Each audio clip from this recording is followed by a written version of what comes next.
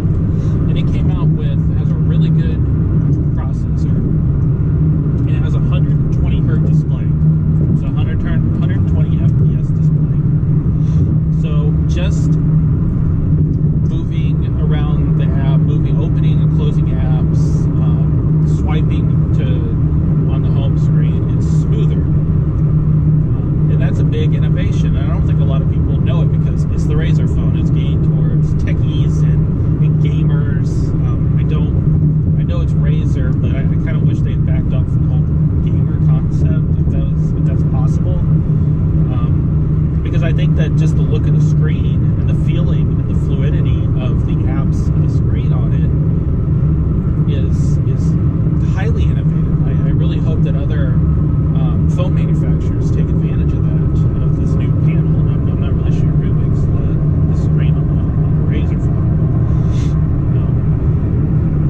But to be able to, they were forced to innovate because, you know, they can't just put a phone up there, latest Snapdragon AMOLED screen, you know, just the same things as, you know, the Samsung phones. It's about $700. They were forced to innovate. So they did.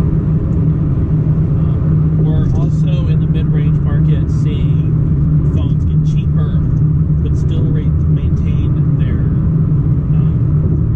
still having flagship level features.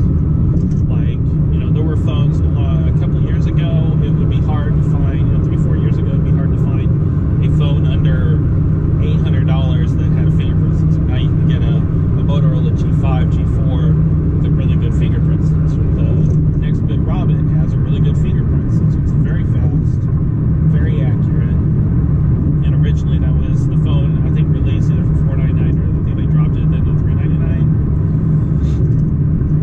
So you're seeing features from higher level phones make it down to mid-level and budget phones, which is really good. Blue is also coming out with a lot of budget phones. And you can see them all over the web. I like, probably going to be reviewing some of them later. So, you know, I think it's a little bit unfair to say that, oh, phones are getting boring.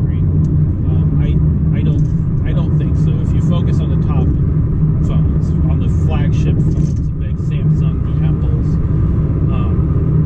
those are getting fairly boring instead. The other LG, I think are going to see, especially this year, I think you're going to see a lot of the other manufacturers start innovating to compete with them. Because I think that you're going to, if, you know, Apple came out with the iPhone 8, and then the same time they came out with the iPhone 8, they released the iPhone 10, and they're almost really close to the same phone. But I think that I have a feeling that consumers are going to they're going to want more features, especially if they're putting out money for the phone. But we'll see. So CES is coming up, and I'm really looking forward to it. Sort of the areas that I'm looking forward to seeing innovation, new tech coming out is in gaming laptops and gaming displays. I'm hoping to see a lot more 240 Hz G-Sync displays. I'm interested in seeing some new gaming laptop technology, and seeing 120 Hz displays come to more and more gaming laptops. I think in order to take advantage of, you know, if you have a 1060 or 1070 in your laptop desktop grade graphics card in your laptop, I'd be really interested in displays that are over 60 Hz. Really take advantage of that. And with a 1060 on Overwatch, you set the graphics settings to medium, or not medium, medium high. You can get well over 60 Hz or 60 FPS on a game. So I've seen a lot of laptop manufacturers like Asus have come out with 120 Hz G-Sync laptops that are starting to get around the $1,500 range, which is amazing. If you wanted to get a Sager laptop, and Sager was the only laptop manufacturer from a couple of years ago that I saw with a 120 Hz TN G-Sync monitor. You're now seeing that on Asus. Asus started to incorporate more G-Sync displays in their laptops, and now they're starting to, it's the Asus, I don't remember if it's one of the Asus